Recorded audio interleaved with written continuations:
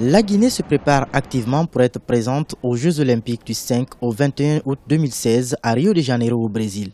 Le pays n'a pas obtenu sa participation lors des phases qualificatives de la compétition, mais il bénéficie de 2 places respectivement dans l'athlétisme et la natation.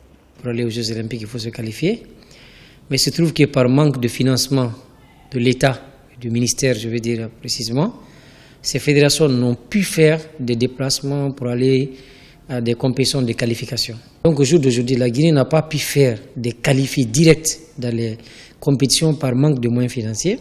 Mais la commission tripartite nous a offert déjà, comme dit dans le règlement, dans l'article 38 des règlements de jeu, nous avons 4 personnes qui vont participer dans 2 disciplines, dont 2 nageurs, une fille et un garçon, et 2 athlètes, une fille et un garçon. Outre l'athlétisme et la natation, la Guinée va également faire sa prestation dans le domaine paralympique. C'est la première fois que le pays se qualifie pour les Jeux Olympiques dans cette discipline, preuve que des efforts ont été fournis pour promouvoir les sports au niveau des personnes vivant avec un handicap.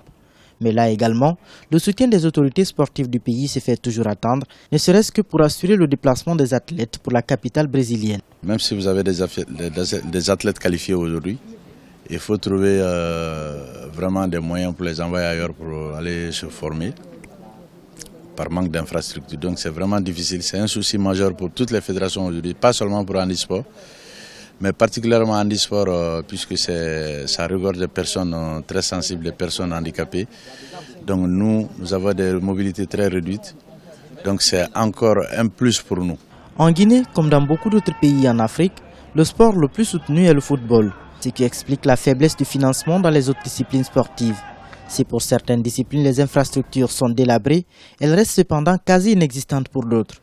Les acteurs du secteur déplorent cette absence de regard des autorités du pays envers les sports olympiques. Pourtant, plusieurs projets de réalisation d'infrastructures ont été proposés au gouvernement en vue de promouvoir certaines disciplines sportives, mais aucun d'entre eux n'aboutit.